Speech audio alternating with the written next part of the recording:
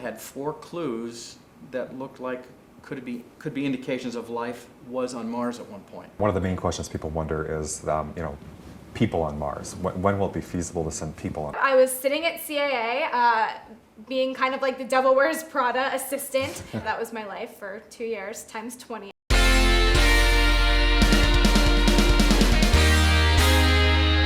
For centuries, man has been fascinated by Mars. We're now going through an unprecedented period of exploration of the red planet. Today, Dr. Randii Wessen from NASA's Jet Propulsion Laboratory joins us to tell us what we've discovered so far. Could there be life on Mars, and how long will it be before men get to Mars?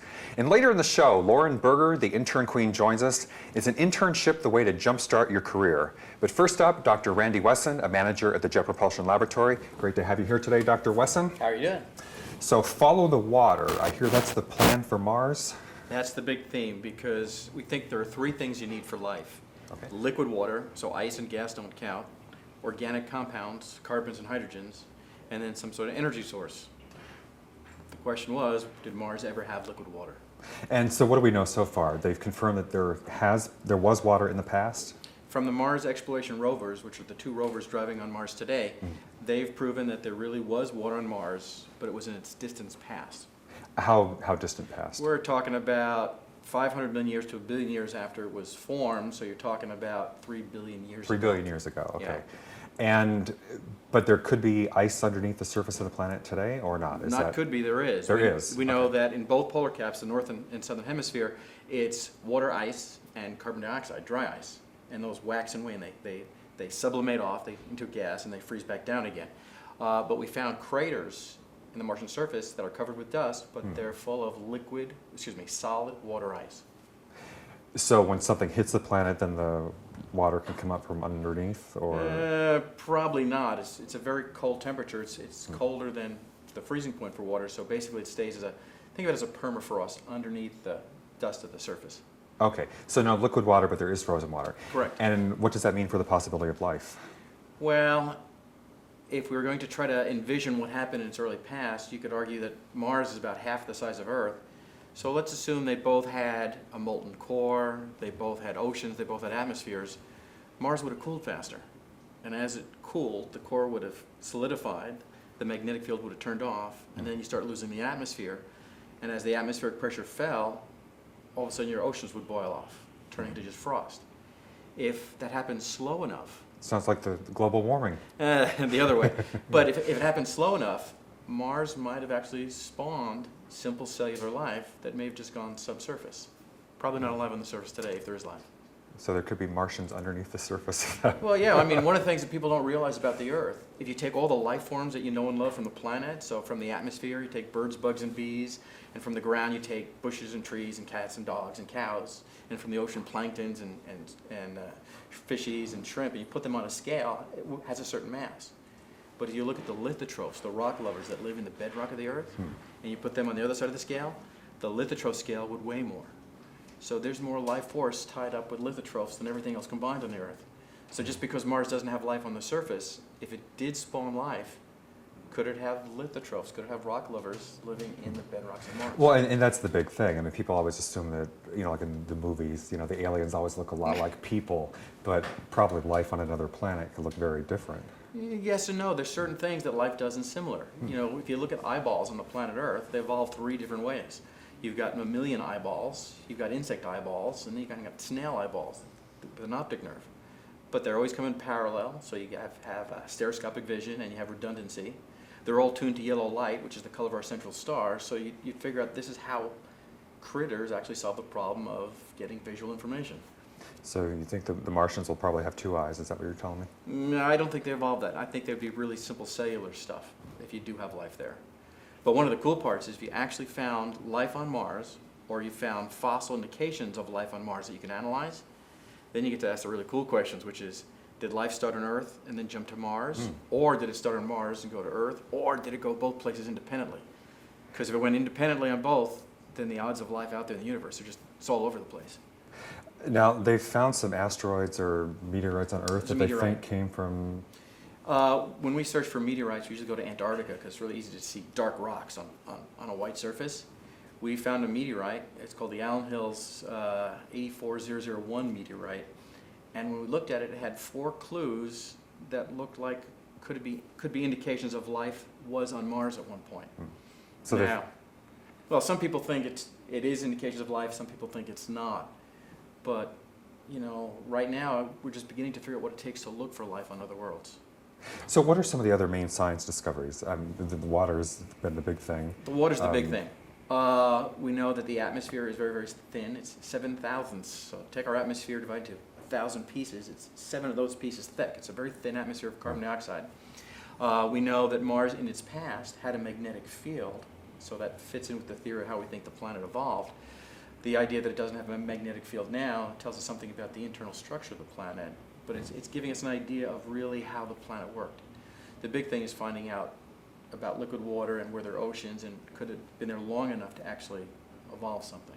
Well, I know NASA's going through, as I said at the opening, a period right now where they're sending missions, I mean, all the time. It's, what, every about 2 years or so? Every roughly, 26 months, every Mars opportunity, we launch something. That's the window that you can launch from Right. Earth to Mars. And so at this point, Mars is the most heavily studied planet, right? I mean, there's nothing even close as far as the number of missions that we've sent to Mars. Other than the Earth, yes. Yeah. Easy to start in your own Yeah, backyard. right. Start in your own right, yeah. backyard. It's home. Right. And so how many missions have we got there currently? There's still, the rovers are still going around the Both planet? rovers, Spirit and Opportunity, are still rolling, even though Spirit is kind of stuck in a sand trap. So we're trying to figure out how to unearth it from, ooh, you can't say unearth, unmars it. Unmars it. Okay. So you have the 2 rovers, and we have 2 orbiters. One is called 2001 Mars Odyssey, which has been there a while now, and then the Mars Reconnaissance Orbiter. And what we're doing is we're just adding to our body of knowledge of Mars. You know, first it was there water? Then what are the organics? What kind of minerals are on the surface? Are there repositories of different compounds that we would find interesting? But what I wondered with, I mean, with all of these missions, and they're sending back a hell of a lot of data, Yeah. as some of the pictures, which we'll see in the next segment, how do they deal with that volume of information? You know, I think of when we deal with big video files or something coming in, but you've got like a constant, I mean, just tons and tons of Oh, yeah. information coming in from Mars. So how does NASA even begin to process all of that? Do you have to hire a lot more people, or how does Well, what happens is we have a science team that basically the individuals that built the instruments get first chance at analyzing the data. So they put in the work to build the instrument, to do the science planning. They get the first shot at actually trying to analyze the data and see what they can find. But then it goes to public databases where individuals and scientists around the world can access it to try to figure out, they have an hypothesis, they make a theory out of it, and they try to see if the data supports it. So even the general public? Yeah, matter of fact, one of the things we're doing on some other missions, we're doing real-time data, we're just putting it on our website, and amateurs out there are taking the raw data and they're just processing it, making their own movies, making their own color images. Oh, well, when we come back, you can give us the website, and Sure. then we'll have people help out NASA Okay. explore Help out Mars. NASA, there you go. We'll be right back.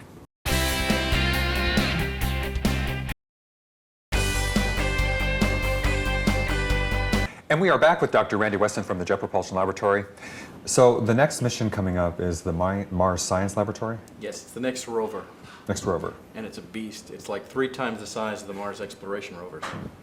And rather than solar-powered and a 90 Martian day mission, this thing has radioactive material, plutonium dioxide, and this thing can just keep going.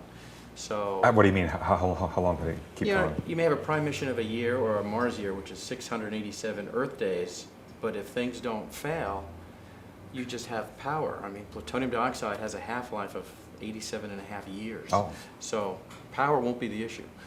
So for the indefinite future, this Well, it thing won't should be out there. indefinite, but you know, you have a primary mission that you design all the hardware and all the actuators for, and you could do 1 or 2 Earth years out of this thing easy. And what are some of the things this will do? Because as I said, with all of these missions, each one is getting more sophisticated, and they're actually starting to dig now under the surface. did. Is that? We had Phoenix, which went up to the North Polar region, and actually, rather than doing horizontal exploration that the rovers did, this one did vertical exploration, albeit, you know, 6 inches, a foot kind of distance. What the Mars Science Laboratory is to do is it's going to build on what the rovers did. The rovers looked for water, and now we found indications of water. Now we want to find indications of organic compounds, this carbon and hydrogen. The signatures for life. And how far down will this one dig? This thing doesn't dig, this one Oh, drills. So drill, it's okay. got a drill to cut through the rind on the rocks, because everything is weathered. It has the same kind of material crust. And once you get through the grind, you can now drill through it and actually sample what the rock itself is made of. And how far down is it going to drill? Not too deep. It'll be more like inches. Oh, okay. Because we're assuming that when you have a rock element, it's the same kind of material for a long way. I thought you were going to be like digging for oil or something. No, I mean, one of our fantasies is to be able to get something that could, half kilometer, but how do you robotically get a core sample from half kilometer down? That's a heck of an engineering challenge, and though we'd like to be able to do that, we don't have the skill yet to do something like that. And eventually they want to return samples from Mars? Yes, we will. We'd like to actually return samples from a really interesting site. The thing you have to worry about is you're talking about a multiple billion-dollar mission. And remember, your payload is a little bit on the spacecraft, and your spacecraft is a little piece on your rocket. So you go over to Mars, you get the sample, and now you need a new rocket to blast off from the surface, and then another payload. You're talking about returning 1 pound, 2 pounds of rocks. If you're going to spend billions of dollars to get 2 pounds of rocks, it better be the right 2 pounds of rocks. But they are looking We are at looking doing at that? how to do a sample return mission, yeah. And how much do most of these cost, since you mentioned? I mean, these are fairly cheap in the scheme of things, or not? Most of the depends. missions so far? I mean, in my world, everything has large numbers. So a Mars mission may be in the, say, a $400 million range. But that's the price of a bad Hollywood movie. Or, I mean, Yeah. So you have to put this in perspective. It's less than $1 for everybody in the United States for, 3 years. So they're really very, very cheap. And if you think about the technology we get from these things, think of your iPods or communication satellites or global positioning satellite systems. You have a GPS satellite that goes out, you can't use your card in the gas pump because the timing signal comes from that. You don't realize all the benefits you get from space. Well, I think one of the main questions people wonder is, people on Mars. When will it be feasible to send people on Mars? And I think, there was some talk initially when NASA started this accelerated program that maybe that was the ultimate goal, was to send someone, first back to the moon and then maybe eventually to Mars. But since you're from NASA, why don't you tell me? Well, we would have actually liked to do that, but that is such a fundamentally harder problem than going to the moon. The moon is 3.5 days away as your spacecraft flies. 3.5 days each way. The Apollo mission did, less than a day to like a day and a half on the surface. With our new program going on, the Constellation program, we'd like to take 4 individuals to the moon, all 4 down, and start at least 7 days at a time. If you now want to go to Mars, holy cow, a normal minimum gas mileage kind of trajectory to Mars is 11 months. 11 months. Say you figure out you could do it 6 months one way. Then you might have to park on the surface for a year to get the orbital configuration to come back. Say you can figure out some other kind of magic, so 6 months there. Then you have another 6 months back. You're talking a 1.5 years, 2-year mission. Wow. Our old administrators say if you're going to pull this stunt off, you better learn how to be able to take 4 guys, put them up to the International Space Station, leave them there 6 months, drag them to the moon, hang out on the surface of the moon for a year, bring them back to space station, hang out there for 6 months, and then bring them down. If you can't do that, don't even consider going. What's the longest amount of time someone stayed on the International Space Station? International Space Station, we usually go 3 to 6 months. 3 to 6 months. But one problem they had was, they found that there was more bone loss or muscle loss than they expected. You have your deterioration of your muscles, you have bone loss, your bones decalcify, so you got to worry about that. You got to worry about shielding when you're out of Earth's magnetic field. If you have a coronal mass ejection or just particles blowing off of the sun, it can penetrate through your capsule and then into your body, and then you get high radiation dosages. So there are a lot of issues you have to deal with. So what do you think, to put you on the spot, like best, a ballpark estimate, do you think technologically, how many years are we talking before it's feasible? We'd like to return humans back to the moon by 2020, and that's a function of what kind of funding we get, but that's what we were targeting to. Mars, no one's even putting a date on it, so I'm going at least 30 years in the future, maybe 30 to 50 years. What people may do is to try to keep the interest there is you can go to other targets. Some people are thinking of taking the constellation structure, so you take the Ares 1 capsule, you take the Ares 5 lander and the descent stage, and what you do is rather than target it to the moon, target it to an Earth-crossing asteroid, and then just start visiting asteroids, getting further and further out, and then maybe, if you want to be somewhat entertaining, just go to one of the moons of Mars, Phobos and Deimos, and land on there, rather than actually going into the gravity well and landing on the surface of Mars. Oh, so it's easier to land on the moons than... Yeah, because you don't have to fight the gravity to get off. Well, we're almost out of time, but I just want to show some of these pictures that you brought with us really quickly. You want to tell us what some of these are? Well, this is just to give your audience a bearing in terms of Mars. Mars is half the size of Earth. You can see that in this image. And you've got a canyon that would stretch across the United States and volcanoes. One of them is 3 times the size of Mount Everest. So even though it's smaller, it's a lot more extreme kind of surface It's got some feature extremes on than... the surface, yes. This next image, what we're doing is throwing 3 different images of Mars of things that indicate that something was liquid on the surface. On the left, you actually have a channel that looks like it was cut by some sort of fluid. In the middle, I don't know if you can see it, but in the atmosphere, there's water vapor clouds, very thin, but you have water vapor clouds, and then you have polar caps of dry ice and water ice. Okay. This is a map that they have where they color-coded the surface. They did something to measure the altitude of the features. And you see that the whole bottom half, the southern half, is very high up. It's orange is relatively high up, and it's old and it's cratered. If you look in the northern hemisphere, the top, it's blue and very few craters. Blue means it's lower down than its reference altitude. And this is one indication that we think Mars might have had a polar ocean in its early days, North Polar Seas.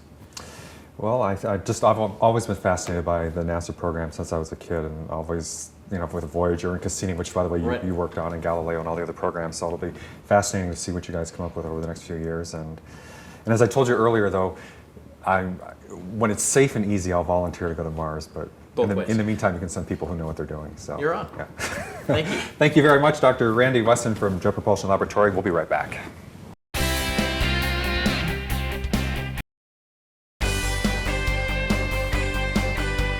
And we are back. Joining me now is Lauren Berger, the queen of internships. Great to have you here today, Lauren. Thank you so much.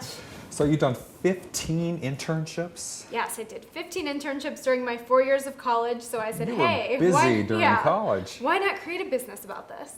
And so what were some of those 15 internships that you did? I interned at NBC, MTV, Fox, Warren Cowan Public Relations, BWR, just tons of different entertainment and publicity companies.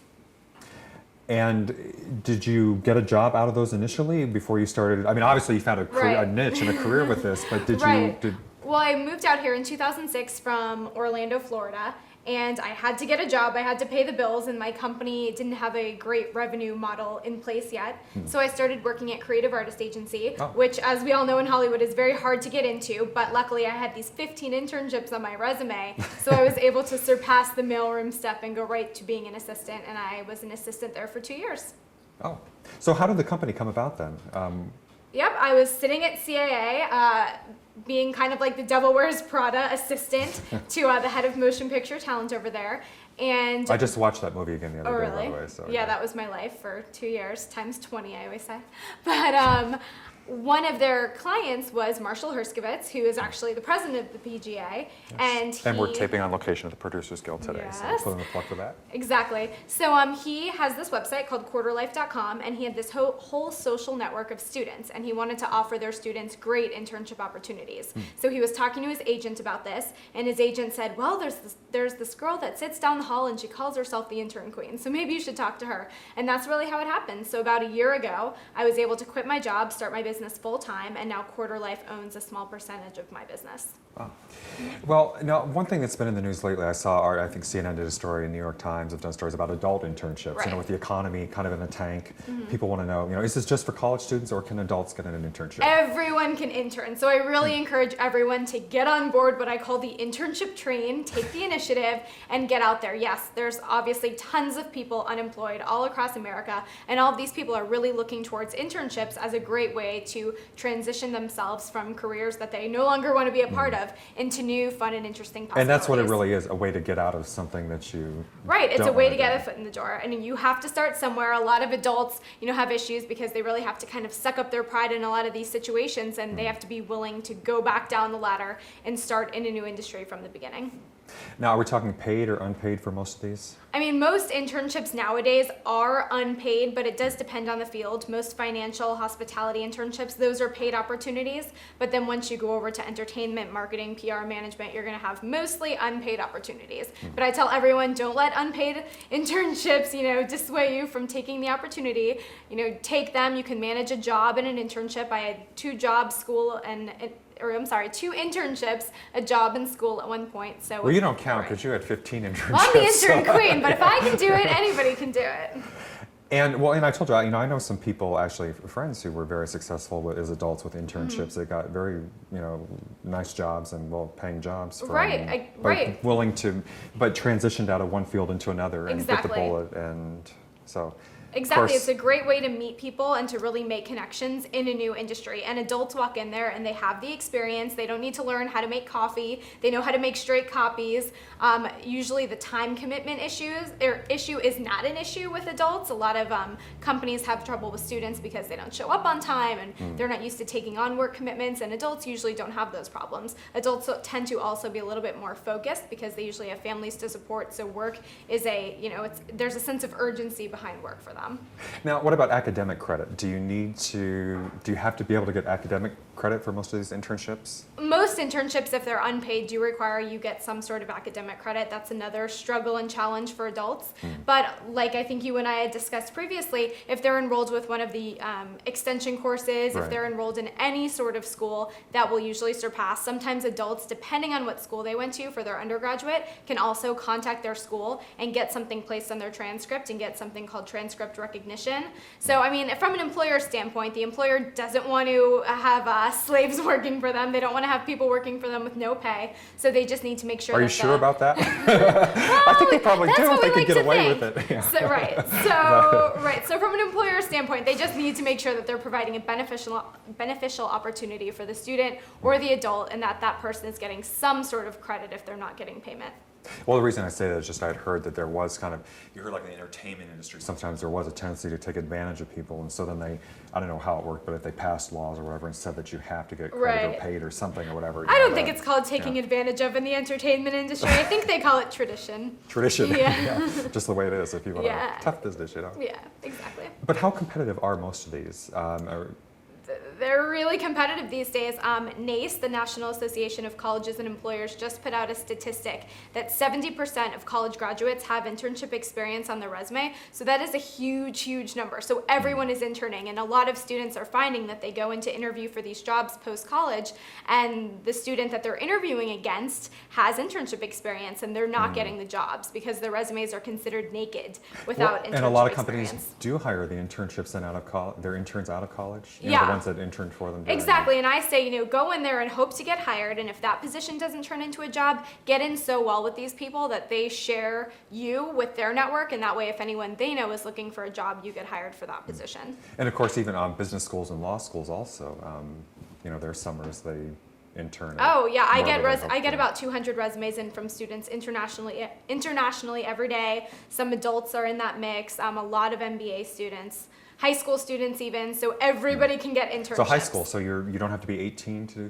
do this? No, a lot of high school programs are establishing circumstances and different programs where you can go in these internships and get college credit, sort of like an AP class.